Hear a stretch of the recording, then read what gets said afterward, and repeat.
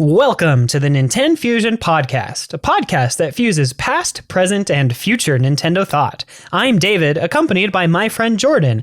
Now, Jordan, are you sufficiently a squid? I guess I am now. If you've been following our previous episodes, I was kind of skeptical about getting Splatoon 3. And I said if they would resolve the three main issues I had with Splatoon 2, I'll pick it up. And then David pointed out that they did resolve all those. So I followed through on my promise and bought Splatoon 3. Yeah, and I'm glad you did. I mean, those three things were pretty big, and I'm really glad that they got fixed too. Like, one of them was easier connectivity with friends. Yes. Is that right? Yeah. And then Salmon Run 24/7, and then I can't remember the third one. I didn't like having to watch the intro videos where they explain the modes. And now you can just have it be like a radio cast up in the top corner, which is so good. I could just ignore it. So nice. Yeah, you can totally ignore it because then you can just open up your menu and click over the tab to whatever mode you're going to play and see the maps right there. It's like, that's all the information I needed anyway. Like, look, I love Callie and Marie. They're great. I loved Pearl and Marina, but it was obnoxious loading up the game and having to hear them tell us what stages were up next. Yeah. And it definitely wasn't just me that thought that, because so I got the game and then my roommate saw that I got the game and was like, oh, I don't want to get the game because, and then he listed the exact same reasons. And I'm like, oh, they're gone now. He's like, ah, crap. And then so he got the game and then convinced his brother to get the game. And then we also convinced another friend to get the game. All of them all said they wouldn't get this game for those exact same reasons. So that's honestly kind of amazing. Do you hear that, Nintendo? That's 4 or 5 sales because you fixed those 3 things. And it's not Congratulations. Like they were hard things to fix either. Honestly, it's probably easier to just have them not be in the game. You have to actively design the game to be awful that way. Yeah. I mean, you consider a lot of other multiplayer type games, and there isn't even an introduction cutscene at all. You just literally can queue right into a map and you're good to go. Yeah. It's mostly because Splatoon only lets you have 2 maps per game mode at a time, which, I mean, I understand that limitation, but at the same time, I wish that all maps were available just randomly. I think that would make for a much more interesting competitive experience, but I kind of digress. It is what it is. It's been the same way since Splatoon 1. Isn't one of the reasons why they do it that way so that people are prepared for what map to go into, so they have the appropriate gun and the appropriate equipment? Yeah, that's true. A lot of map choices are definitely based on what mode is currently happening. I will not play NZAP on Clam Blitz. I much prefer a little bit more longer range weapon that can kill things 2 hits, like the .52 gal, or even the Splattershot Pro in some particular cases, even though the Splattershot Pro's kit is not so great right now. But yeah, it's definitely more for you building your gear around whatever mode is happening, because that's kind of one of the problems with this type of matchmaking, is that they expect you to lock in your gear before you even start queuing up for a game, which can be fine. But then there are other multiplayer games out there that let you get into a map, and from there you can choose what character or what loadout you're going to run. So in a lot of ways, it makes total sense that they do it this way, but sometimes I wish that the map pool was somewhat bigger. Doing it this way also makes it so that the queue times are faster. That's a very really true. Nice thing with Splatoon 3 over Splatoon 2 and even Splatoon 1. The queue times are just so fast. Yeah, they really are. And I guess one of the other nice things about knowing what maps and what modes are available at all times is you can even open up the Nintendo Switch Online app and just see the schedule at any time during the day. And so then I can be like, oh, I guess I should load up the game a little bit earlier tonight because I want to play Splat Zones, or I want to play Tower Defense. Or you can take a look at Salmon Run and be like, yeah, no, the weapon loadout for the 4 of us really sucks today. I'm not playing Salmon Run today. So speaking of Salmon Run, I am a little disappointed that they don't update the weapons and map a bit more often. I know, it's every 40 hours, which is long. Insane. Honestly, with Salmon Run, because it's such a casual mode, you don't choose your gear going into it. So there's no point in having a static selection of weapons. It should just be I think it would be way more fun if it was a full random 4 every time you load it in. Exactly. With some caveats. there's always a guarantee that there's like a splatter shot-y type weapon that has more rapid fire, one that's a bit more long range, or maybe a blaster every time. They'd have to balance it, because you definitely would not want to get 4 splatter shots in a single salmon run. Or, no, excuse me, not 4 I was going to say splatter shot would be fine. Yeah, I mean like 4 scopes, like Elite or 4K scoped. That would suck. Oh, they're swarming me. I can't hit them fast enough. Anyway. Yeah, I think that the game is super fun and definitely an improvement over Splatoon 2. Wouldn't you say so? Oh, definitely. Like, it's basically Splatoon 2 with the quality of life improvements that make it a real game now. Now you're a real squid. This is what Splatoon should have been in the beginning. Honestly, yeah. Like, the decisions made in Splatoon 1 and Splatoon 2 were always head scratchers. And there's not really any of those head scratching moments in Splatoon 3 anymore. The only head scratching moment is that I still can't believe they didn't bring back Squid Jump from Splatoon 1. That little like 8-bit mini game you could play while in the lobby waiting for a match. I actually don't. You don't remember that? Don't remember it was so fun. It was kind of like Ice Climbers, but not nearly as complicated. You basically just like held down to charge up a jump, and then you would jump up to higher and higher platforms. And it was just like a fun little time waster while you were in queue. Though the new lobby system where you can actually run drills or practice with your weapon before a match starts is better. I just miss Squid Jump, okay? Yeah. Although I really do just enjoy being able to run around. If I remember right, in Splatoon 2, you just kind of had to sit and wait and watch the the name queue slowly fill up. Pull up Twitter while you're waiting for a match to start or whatever. Yeah. Yeah. Splatoon 3 feels like it was made by people who had actually played the previous games. Instead of the previous games felt like they were never played tested. Let's be real. Yeah, in a lot of ways, yeah. Especially when it came to these like small little things that happen every time. Like, main game modes, Splatoon 2 was really good. I mean, Splatoon 1 still feels like a dream to control and has a lot of really fun weapons and maps. But everything that kind of happens in between moments of gameplay in the first 2 games are definitely really rough around the edges. Even like loading up the menu to equip your items and your gear in Splatoon 2 took so long.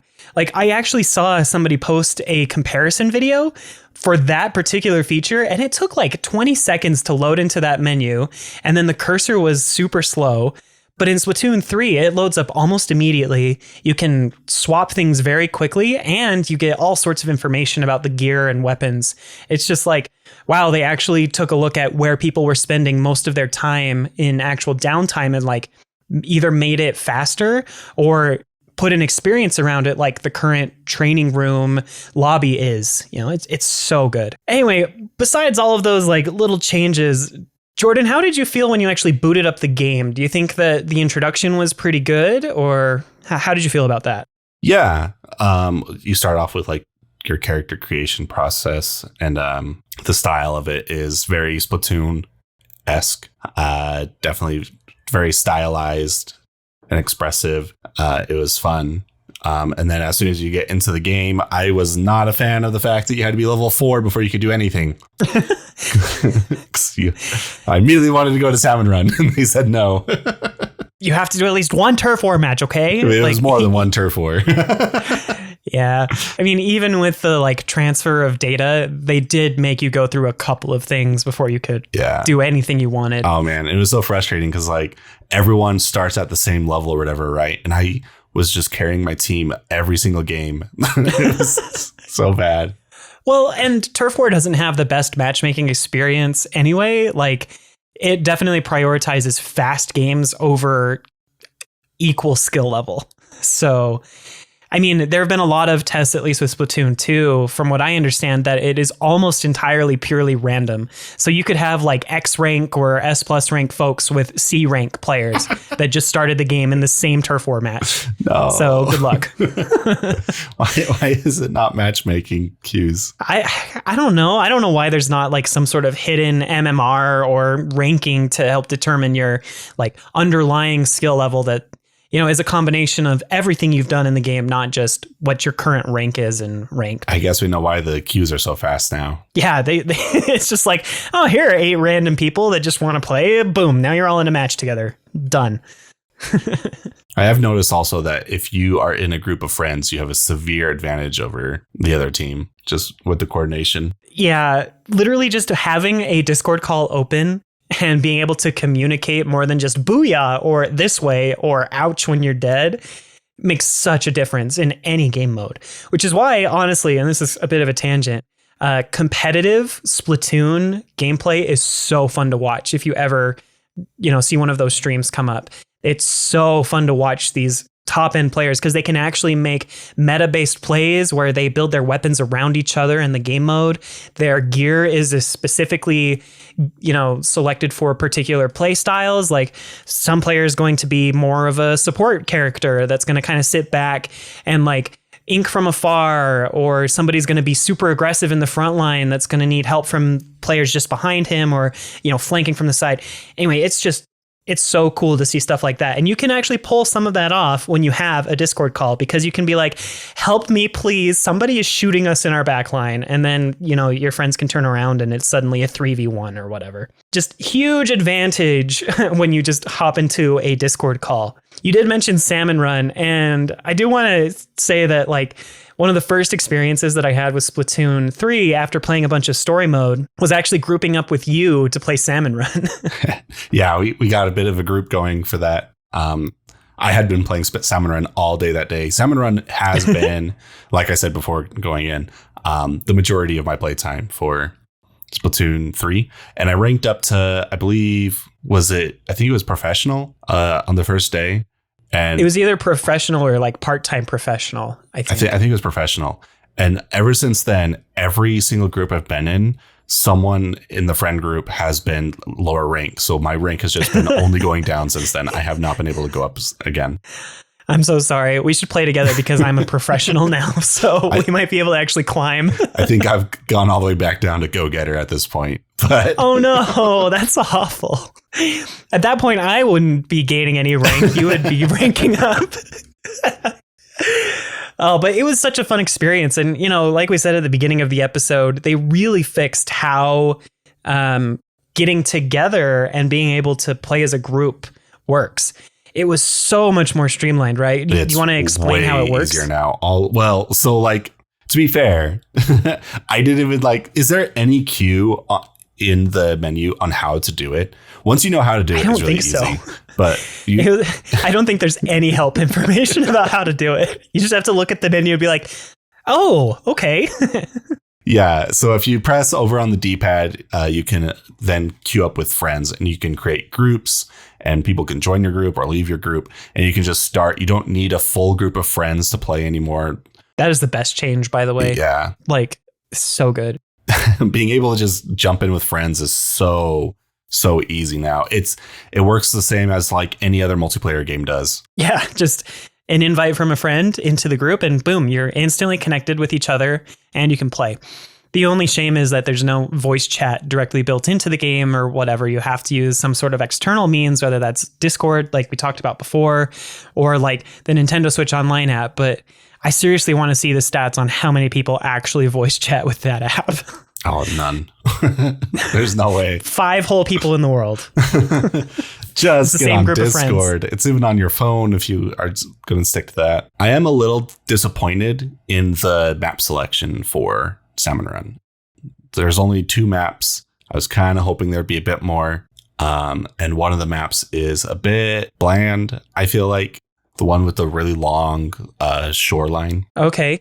I've played on 3 maps. Oh, you've played on 3? In Salmon Run. Uh-huh. Oh, man. There's spawning grounds. I can't remember the actual names of the maps, but there's one that is based around like kind of a central area that has a whole bunch of great platforms that extend from it. And then there's the shoreline that has 3 different shorelines down there. That's a really fun map. I think that's a great map. It was in Splatoon 2 and I'm glad it returned. Then I think it's a new one where it's like based around kind of the center that's surrounded by walls with small platforms on the inside. And that has like the really long single shoreline. That map's okay. That was like the first one that we played on, you and me. Yeah, that was available like the second day. Too big a fan of. So I must have missed like a cycle where they brought out the because there was another one that's like kind of very circular, but well, not so circular, but there's like this big central platform in the middle that like you can climb up and shoot things from afar. And it has like a massive shoreline when the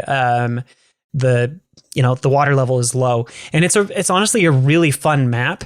I don't know if it's the best. I mean, I only got to play like one cycle on it and it was an okay set of weapons. But anyway, there are at least 3. I don't know if there are any more. I'd have to check the upcoming schedule. But Splatoon 2 definitely had more than those 3. And I'm not sure why some of the other ones haven't returned yet. Yeah, maybe they're just going to give us more as the time goes on. The Nintendo way.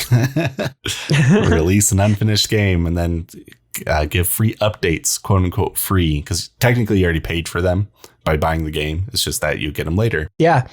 Okay, so there were 5 maps in Salmon Run on Splatoon 2. Spawning Grounds, which has returned, Marooner's Bay, Lost Outpost, Salmonid Smokeyard, and Ruins of Arc Polaris. I kind of want to check and see what is in Splatoon 3 right now, see how many maps have actually returned. Yeah, only 3 maps right now. And we have Sockeye Station, which is pretty similar to Spawning Grounds. Gone Fission Hydro Plant. Gone Fission Hydro Plant is the one that we played that first day. And then the Spawning Grounds returns from Splatoon 2. So 2 new maps and then Spawning Grounds has returned. Yeah, I don't understand why they didn't just port the other 4 then. I mean, they have to pick like individual spawning spots for those gigantic tower ones to just appear on, right? Like that has to be so hard to do. Yeah. I don't know. I honestly don't know. It might just be a way for them to be like, come back in a couple of months. We've got another stage for Salmon Run. There may be some balancing things, though, with some of the modes, like the mouth mode, where the big mouths pop up and spawn a bunch of little dudes. Godzilla probably is very map dependent. Yeah. Because if you make the map too large, so when Godzilla shows up, the tide just stays at whatever the tide was for the 3rd round. Right, but the weapons still cycle around. Right. But so would the Godzilla fights just be too easy if you have too big of a map on low tide? That's a good question. I honestly don't know. I haven't actually beat him yet. Neither have I. Have you? I have not beaten him. James needs to show us the way. I know, right? One of our friends actually managed to beat him.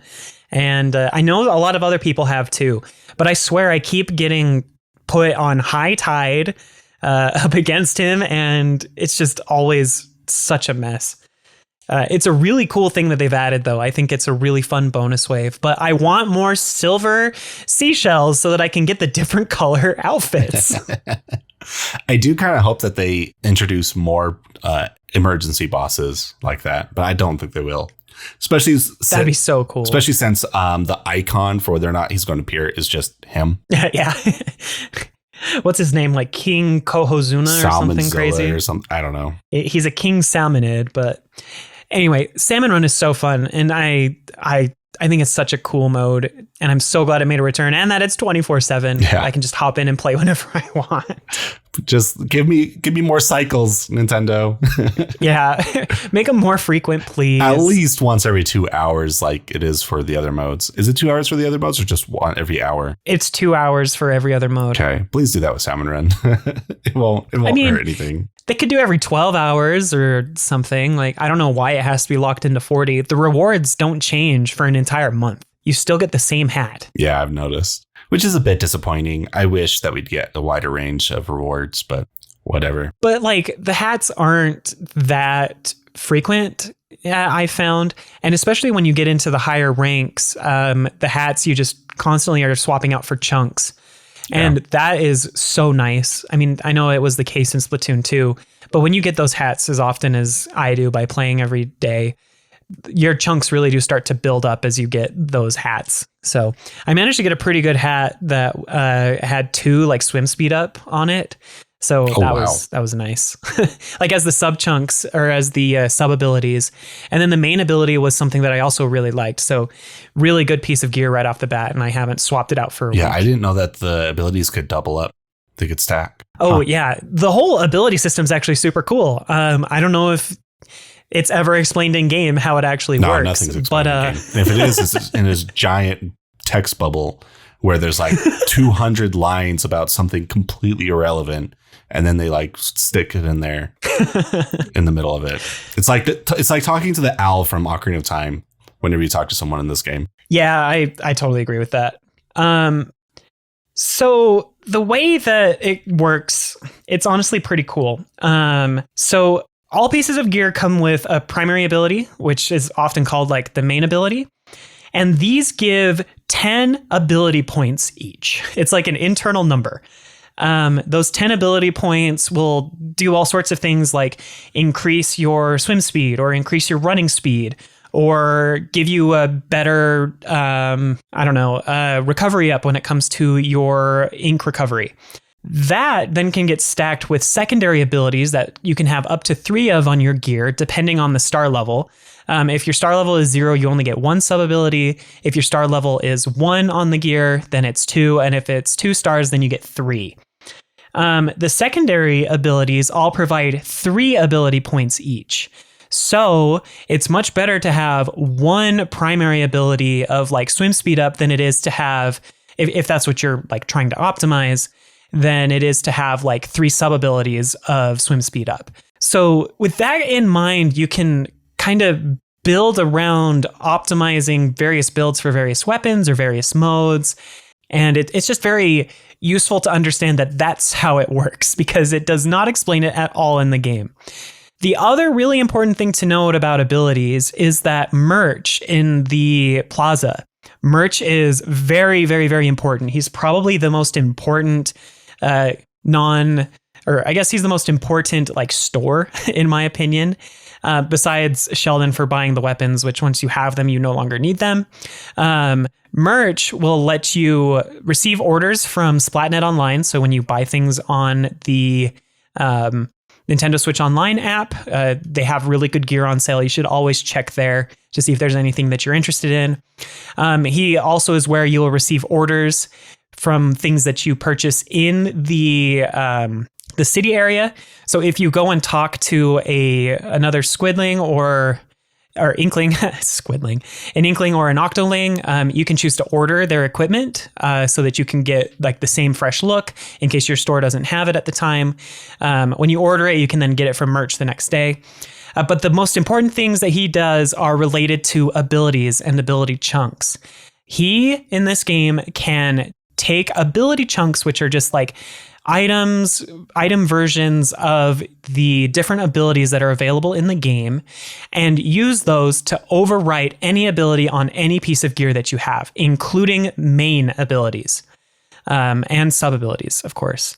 He can also scrub your clothes so that all of their secondary slots are wiped clean so that you can re-go through the experience to get them back. But when you scrub it, you gain those ability chunks so that you can then use those to put an ability on a particular piece of gear. And then he can also increase the star level and do a couple of other things that you won't be able to do until after Splatfest. So anyway, like I totally get your point, Jordan, about how it's like, this is useful information that the game should teach you, right? Yeah, I didn't know like half of that stuff until just now. Yeah, most casual players will never know any of that information. You like have to look it up on a guide online or be part of some Discord community. But that's kind of the main thing is like the abilities on your gear are super important because they do all sorts of important and powerful things. I mean, one of the best main abilities, in my opinion, is Ninja Squid. Being able to like swim in the ink when you're a weapon that likes to flank people and take them out quickly. That's super useful because it causes the ink to not splash. So it's much harder for them to detect you. I mean, there are all sorts of abilities, and I could talk about how useful a lot of these are for a very long time. What would be a quick rundown of the best ones? Is it swim speed and then also like ink resistance? is what I've been going for. Yeah, ink resistance is really good, simply because the ink resistance is more so that you aren't slowed down as much when you're walking on enemy ink. Mm-hmm. It does not like increase your defense against weapons. For some reason, I thought it did. Interesting. Yeah, no, it would be nice if it did, but it doesn't. But yeah, that one is really good. I mean, it really depends on your play style. If you're like I was saying, like a frontliner that likes to flank people, then Ninja Squid, Swim Speed, and probably like secondary power up or something, which boosts the like attack damage on your secondary weapon. Those might be really important for you. Or maybe you also want to run like Ability Saver, I think that's what it's called. It reduces the ink cost for using your secondary ability, like your splat bombs or something.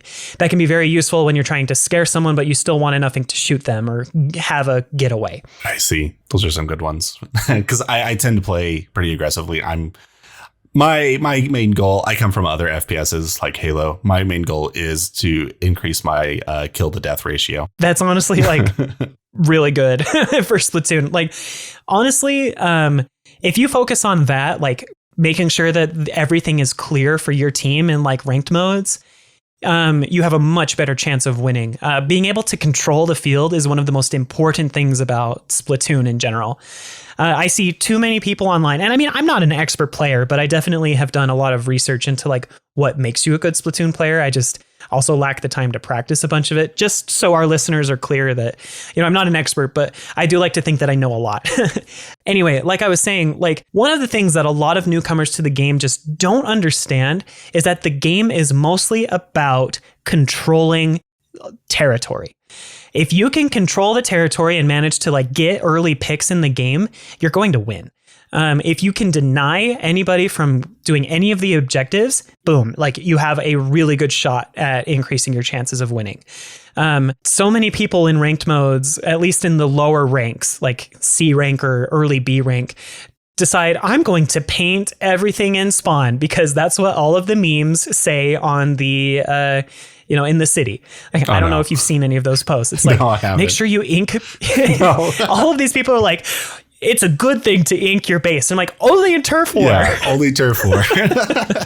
Like, you can ink part of your base if you need to get a little bit more like charge for your special, especially if you're like respawning in and you can like shoot in the air while you're like walking towards the objective as you're like resetting or whatever. That's fine. But if you're just like inking your home base in ranked, you're not like helping at all. It's all about controlling the mid ground. Stop inking your home base unless it's turf wars. Anyway, there are all sorts of resources out there as well to help you get better. There's some really great YouTube channels that go over some of the basics and even more advanced guides. I honestly don't remember any of their names right now off the top of my head, but if you really want to get better at the ranked modes, it really helps to watch some of these professionals, learn more about like what you should be focusing on in these ranked matches, and then, of course, practicing. You're never going to get better if you don't practice. But also, don't scream and yell about how awful the rest of your teammates are if you lose. Make sure that you're criticizing your own gameplay as well and like paying attention to how you can improve. If you really deserve to be in a higher rank, you will win more games than you lose. And sometimes it might be your teammate's fault for not throwing that last clam into the clam blitz basket, or staying on the tower while you were pushing in aggressively or something. You know, there are cases like that, but just make sure that you're more focused on, I am doing this because I want to get better. I have fun getting better, etc. Anyway, that's kind of my rant for when it comes to ranked play. Yeah, well, it's a numbers game. It's supposed to just be you're trying to increase the rate you win, not win every time. Exactly. And honestly, like, I wanted to point out that the Anarchy series battles are so much better than ranked has ever been. Like, the whole ranked system in Splatoon 3 is genius. I wish that more games would do like the series does for ranking up. When you enter an Anarchy battle in series, what ends up happening is you have to win 5 games before you lose 3. Like, if you lose 3, then your series ends. But if you win 5, then your series also ends. and you can kind of get a combination. But what the game actually does is it tracks those like medals that you earn after every battle, which can be things like #1 turf inker, #1 splatter, like you took out the most opposing members of the team, #1 assister, or #1 scorer or something. Like as you get those badges, the game will remember those during your series. And then when the series is over, whether it's because you got 5 wins or you hit that 3-loss threshold, what it'll actually do is reward you points based on not only the victories and reducing points based off of the defeats, but also keeping in mind those medals so that you are rewarded for still overperforming the rest of your team if you lost that match. So it like takes into account your own individual performance more than just, oh, you suck because you lost, so I'm going to knock off like 80 points or something crazy.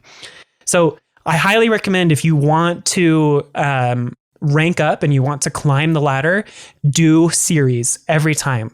Don't do the open matches, like ever. It's not worth it.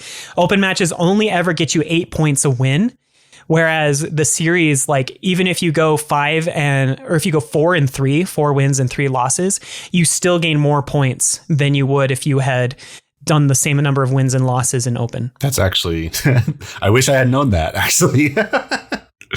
I had heard that you could get points for even still losing if you outperformed, but like I had never seen it happen because I kept playing just the free matches because for a series, you kind of had to commit a bit more time to playing that.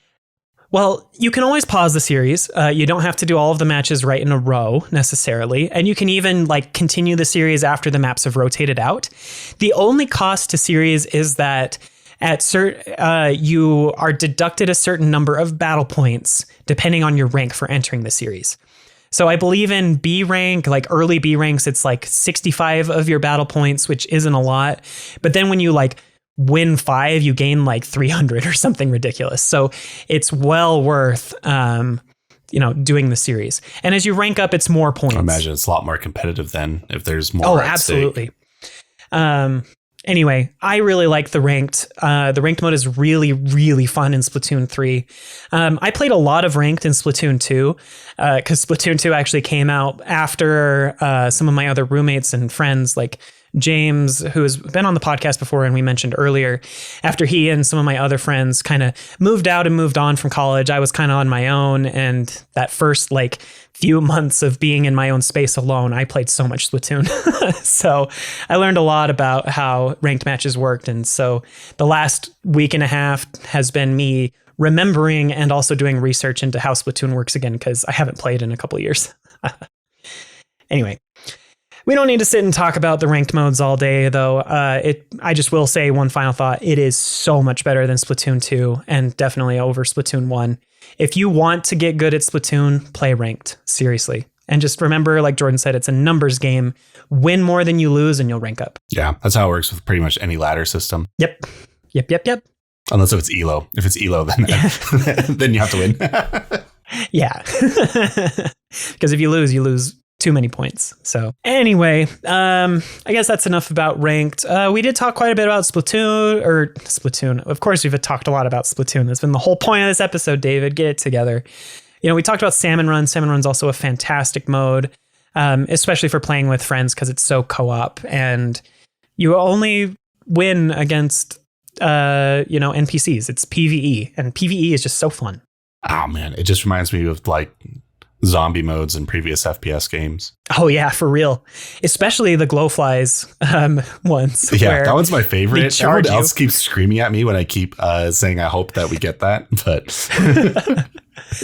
it's so fun. It really is. I just love the chaos, and Salmon Run definitely has that in spades. There are some scenarios in Salmon Run where I don't think it was ever possible to begin with, but that's part of the fun. Oh yeah, I've definitely had rounds in professional where it's like, oh no, there's no way we're winning this round because it spawns in like 4 of the towers and 5 of the Tentamissile ones. Yeah, and the Tentamissile one is just, what on earth? When you get like 3 or more in a row, it's just that's game over. Like you have to hit like every single bomb in a row. Yeah.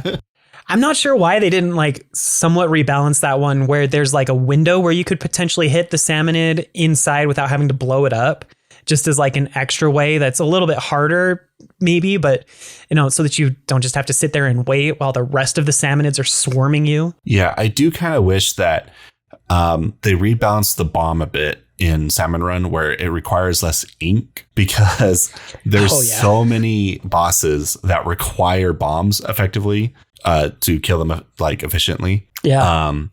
Where I feel like with a full tank of ink, you probably should get 2 bombs instead of 1. I think that would be way better. Especially with the Tenta missiles, where you get the bomb in the first one, and then you have to sit still while you recharge to get your second bomb, so you can hopefully kill him in one cycle. Yeah, no, it's not. It's not easy. And of course, as you rank up, they start throwing enemies at you faster and faster and more, and it can just be so impossible. It's like, oh no, I'm the only one on my team that's in this part of the map because everyone else is taking out the gigantic towers that have the beams that can just shoot you through walls, or someone is putting all the eggs back. So it's like, I have to take out the Tenta missile one by myself, and then you feel awful when you miss the first bomb and you're just like, oh no, it's over. Yeah. I wish you had access to more bombs, especially like I said, if they spawn in too many enemies that require bombs, you're just kind of screwed. There's not much you can do. Yeah. And also, like, one piece of advice for our listeners, make sure that you use specials in emergencies. Like, save them, of course, like when you can. But if you're the only one alive, mash that special button. Like, come on, please don't hold on to it when you're the only one that's alive and everyone's like, help, help, help, help, help. Use the special. They're literally for when you're being overwhelmed and need something to help you get out of it. So please use them when it's an emergency. Don't forget about that button. I've probably lost too many rounds because somebody didn't use their special. Yeah. You get 2 specials throughout the entire game of Salmon Run. So like all 3 waves, you get 2 of them. And then on Godzilla, you refresh 1. Yep. So don't be afraid to use them. It's not a refresh either, though. It overwrites your 2 for 1, right? I think it's a honestly, I haven't paid enough attention to notice. I think if you have 2 and you go into Godzilla, you lose both of them and you only get 1 for Godzilla, if I remember right. I mean, I could see them doing that. But I do not have any confirmation for that. So, I mean, I do believe you. I can't say for sure. The way I view it is I typically try to not use a special on wave 1 and then on this every other wave after that. As soon as things get hectic, I'm pretty trigger happy with using it. Once per wave, effectively. That's a pretty good way to deal with it. But like, just make sure that that you're using it when it is an emergency. Please. I can't think of any other like multiplayer games. I mean, Turf War has been the same since Splatoon 1, just continually ink. I am very excited for Splatfest this week. I don't know if you're going to play much of it. I'll play some. They chose to do it it's this weekend, right? Yes, it's this weekend. And it's just the weekend? Yeah, there's like a 48-hour period. Okay, because there's also the Comic-Con here. Oh, yeah. So we'll see. I might be a bit busy, but... It's worth hopping on at least because you can gain conch shells, or not conch shells, sea urchins, which that's the only currency that merch will accept for specific actions. I can't remember exactly which ones they are, but I think one of them is... increasing the star level of any piece of gear. So if there's something that you really like and you want it to have 3 slots instead of 2, that's the perfect opportunity to do it, is because of Splatfest. And then when Splatfest is all over in like a couple years, when we no longer do Splatfest, then it'll be much easier to get that currency. But for whatever reason, Nintendo's like, no, we're locking that behind Splatfest, so you have to play them. But one other thing about Splatfest, I really wish they would let me play ranked modes during Splatfest and let that count. I know it'd be so hard to matchmake for, but... It is kind of obnoxious that they try to force everyone into Turf War for Splatfest. But I understand why. Like, they... Yeah. As long as Splatfest isn't too frequent, it's fine. which it seems to be like once a month or so. Yeah, I think it's once a month is their plan. It might not be exactly once a month, like, the same like weekend of the month, but I'm pretty sure that's what they're going for. Anyway, I guess now I kind of wanted to talk about your thoughts on the single player campaign, if that's okay. Yeah. Push to that. I have played some of it.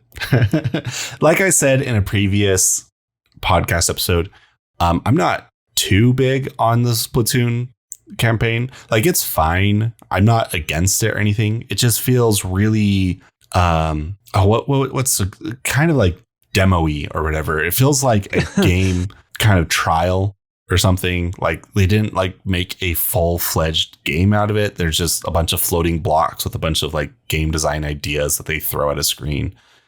So you're one of those people that was really hoping that it was going to be an open world campaign, like everyone thought during the initial reveal. I would have lost it if it was an open world campaign, with like some of the set designs you see in the backgrounds of certain areas. That'd be so cool. But floating blocks with interesting gameplay ideas, they're fun, but they don't have enough meat or weight or depth to them to like pull me towards playing them. I understand that. I really do.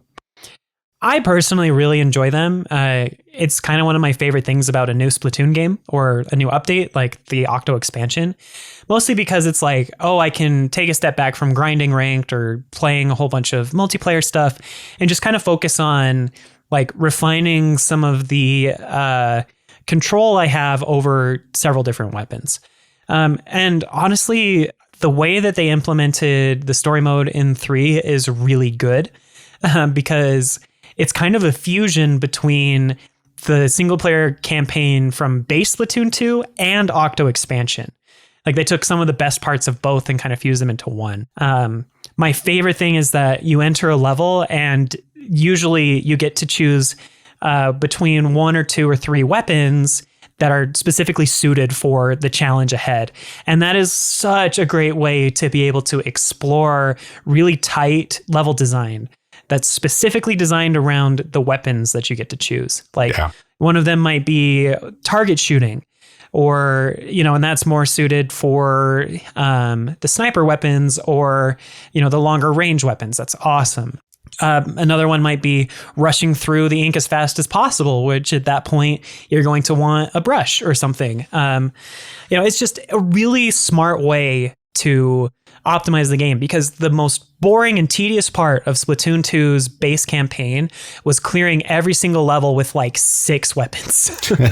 If you wanted to 100% it, it was awful.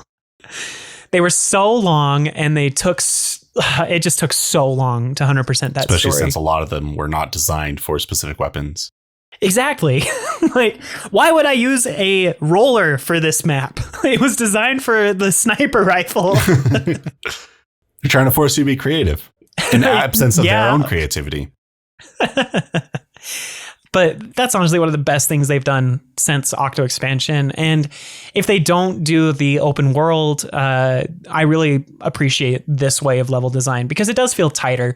Yeah, it's kind of annoying that a lot of the levels are still floating blocks in space, but hey, it just really gives you the feel that this is a Super Mario Sunshine secret level. Yeah, I was going to mention that, though. I am a bit concerned that Nintendo as a whole seems to be getting a bit too reliant on enclosed gameplay areas where, the like level design is pretty tight and they are fun, but there's like no flavor to any of it. So like the Sheikah shrines from Breath of the Wild or the sky stuff in Odyssey.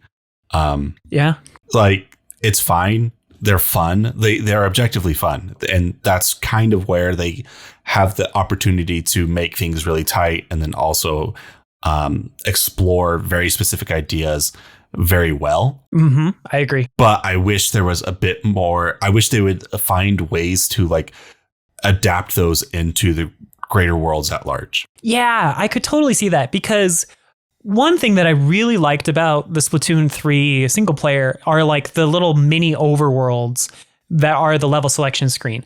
I think that is an improvement over Octo expansion from Splatoon 2, where Octo expansion, it was like you're on a metro train, and so you literally just open up a map and then just choose which stop to go to instead of like going around exploring and finding your various levels. And it was really fun. There are some really interesting little secrets and fun little areas in there. But I do wish that it was more like you're exploring this vast open world, and then there are like little tight areas here and there that are seamlessly baked into the world that accomplish all of the challenges that they can present in like the current campaign. I think that would work really well for like fusing Splatoon with a more open zone. Yeah, and it doesn't have to be like an open world per se. So like take Mario 64, for example. All of its levels kind of function the same way that like Splatoon 3's levels function, right? Where you have very clear defined micro areas that are focused around gameplay ideas. But Mario 64, for example, focused a lot more on its flavor aspect of like dressing up those gameplay areas. Yeah, you're right. Very themed levels. You know, you knew for sure when you were in Bomb on Battlefield, or you knew for sure when you were in Jolly Roger Bay, because they were so thematically different. Right. I'm pretty sure Jolly Roger Bay was a banjo, but yeah. Oh, I meant to say Dire Docks and oh my gosh. I can't believe I did that. Whatever, they're both Banjo kind of functions in the same way, except the worlds are bigger. But anyway. Yeah. Yeah, Jolly Roger Bay. We did our Banjo episode not too long ago, so still on the brain. No, I do think that Splatoon could really benefit from those, you know, tighter areas, especially since especially with Splatoon 3, we're clearly in like a desert version of Paris. Like the Eiffel Tower is upside down in the background in like opening shots of the game. And you're just like, it'd be cool to explore that. Like what's actually happening here, you know? Yeah. And like I said, the Splatoon team is really good at like set design and style and everything. Oh, for sure. It's kind of a shame that one of the main modes just kind of feels like it's kind of shoved off into a corner and doesn't get as much attention to detail as the rest of the game. Yeah. Though I will say that some of the like environments that you enter are incredibly well thought out, especially if you pay attention to the lore that you unlock as you go. I know a lot of people do not care about Splatoon lore, especially in the single player mode. You're not sitting there reading all the sunken scrolls or the data logs as you complete levels, but I do, and I care, and it's really interesting, but I'm not going to spoil it. I mean, the basic idea without spoiling anything is that the region that you're in, Alterna, it's probably Alterna. I don't know why I said Alternea. Alterna is that it was a safe haven bunker for some of the last surviving humans. And that's all I'm going to say about it. So that's why there's a lot of city stuff and really weird looking things everywhere. So, you know, a bit more futuristic. But no, I do totally agree that it would be nice if it did get more attention than it currently gets. Yeah. And honestly, I'm kind of wondering if they're just they do it this way just because Splatoon 1 did it this way. And so Splatoon 1 only had so much of a budget. So they kind of just focused on these tight level design areas or whatever, because they needed to put a lot of their art design elsewhere. And then Splatoon 2 is like, well, we'll just do that again, except for the DLC. The DLC is pretty different if I understand it right. I haven't played the DLC.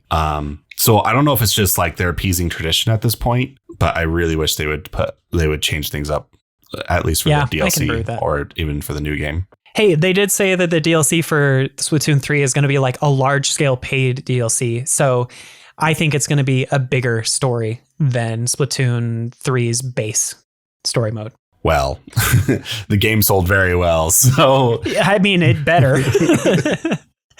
I mean, speaking of selling incredibly well, like it sold more copies in its opening weekend in Japan than Animal Crossing did. Like, it's nuts. Yeah. It's the fastest selling Switch game in Japan ever. Japan is not known for buying physical copies of games for consoles. Yeah. It's kind of a weak market in that area. And Splatoon, for whatever reason, really breaks the mold there. Yeah. And then on top of that, I don't know. I've just been reading all over the place. Apparently, it has like a 44% digital sales rate or something on top of that. Wow. So that's insane. we don't even know what like the digital sales exactly are yet. But looking at current numbers, it's definitely going to pass the 10 million mark in this first quarter easily. That's so crazy. And this is like at the end of the Switch's life, basically. Yeah. That's so nuts. People jumped on this game pretty fast. It sold really well. It's selling faster than Splatoon 2 did. Yeah, it absolutely is. And it's so cool. I do really, going back to the single player stuff, just like really quick, because I wanted to kind of finalize one last thing. Just as like a little rating and review from me, I still think that Octo expansion is the best single player content in the series. It was so well put together. Thematically, it's really great. I loved all of the challenges. It was incredibly difficult at a lot of points. And the actual story that it told was super incredible. And its final boss sequence is one of my favorite final boss sequences in like maybe the last 5 years of video games, period. So Splatoon 3's campaign was great. I absolutely loved it. Lots of really great things happening. The music was amazing. I really liked the story that it ended up telling, especially towards the end. But Octo expansion it did it better. And I'm really looking forward to the upcoming DLC, especially since in the teaser image that they gave for it, it was Pearl and Marina again. And Pearl and Marina were part of the driving force of the Octo expansion in Splatoon 2. And if they're taking anything from Octo expansion to make this DLC, I have very high hopes for it. So that's my rating for it. Really good, but not as good as Octo expansion. Okay. So I know you haven't played Octo expansion, but I just wanted to get I haven't played Octo expansion, and I don't think I've played enough of the campaign for this game yet to give it a rating. But you got to get to the final boss, though. Like, I really don't want to spoil anything, but just push to the final boss, if anything. Like, It's so fun and it's so cool. Like, it's probably going to take me some time because these next few months are going to be pretty busy as Nintendo commentators. Yeah, we're going to have a lot on our hands. We've got what? Bayonetta? Yeah, we got Bayonetta, Mario & Rabbids, Sonic Frontiers, and Pokemon all coming out within the next few months. Woohoo! That's a lot of content for you listeners. Hope you enjoy that. So, but yeah, I mean, if you can get to it, Jordan, please just get to the final boss, please. I cannot say any more without like spoiling anything, but like you especially need to get to the final boss. Suddenly the game turns into Doom. Maybe. I'm trying to just think kidding, I don't know. what me specifically means. You're given a chainsaw. You'll know as soon as you get to it, I think. All right. And the final boss music is so good, by the way. It's so good. Splatoon 3's final boss music has always just been so good. I love it. I don't know if there's any other particulars about it. I mean, we talked about how the UI is way more intuitive. There are lots of really cool details in it that make it look really nice. Most of the systems for matchmaking, for joining up with friends, are also incredibly well streamlined now. Being able to go to any shop or teleport anywhere on the map is also so useful. Just right from anywhere in the hub, you just press X and boom, you're there. Even the matchmaking menus are really nice. So huge improvements over Splatoon 2 and Splatoon 1. Yeah, this is what I wanted Splatoon 2 to be. I'm actually pretty impressed. I had a lot of cold feet. I had cold feet going into the game, as I mentioned. You had a lot of cold feet because you were an Inkling with 6 legs. Yeah. Well, I'm an Octoling, actually. Oh, my bad. Octoling. 8 feet. It didn't really prove me wrong. It just kind of was a better version of a game that I already enjoyed.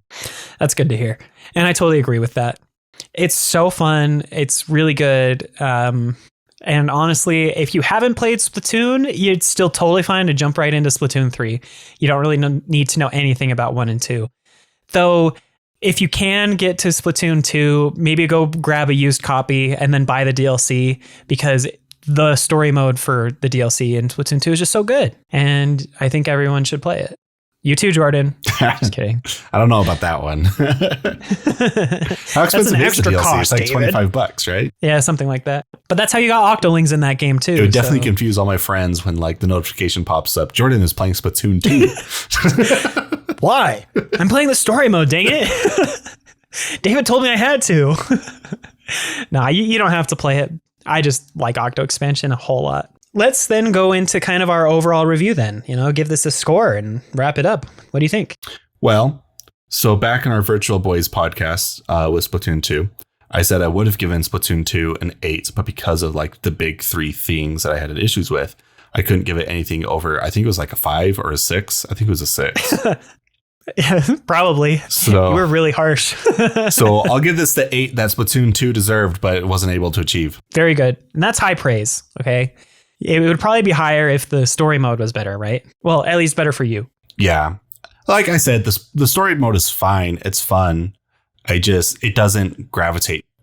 I just don't gravitate towards it because it's missing just like an ingredient to get me interested. As for me, I'd probably give it a solid 9.5. It's hard for me to pin down a number. I still want to finish 100%ing story mode before I like lock in a number, because I've heard there's like a secret once you clear every stage with every weapon that is really fun and difficult. So I'm looking forward to that.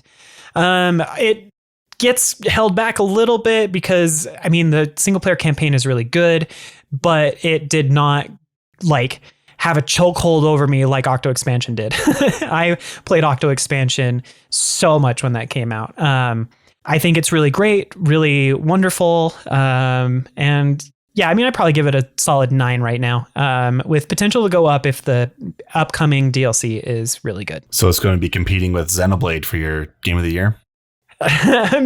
Maybe. Yeah, probably.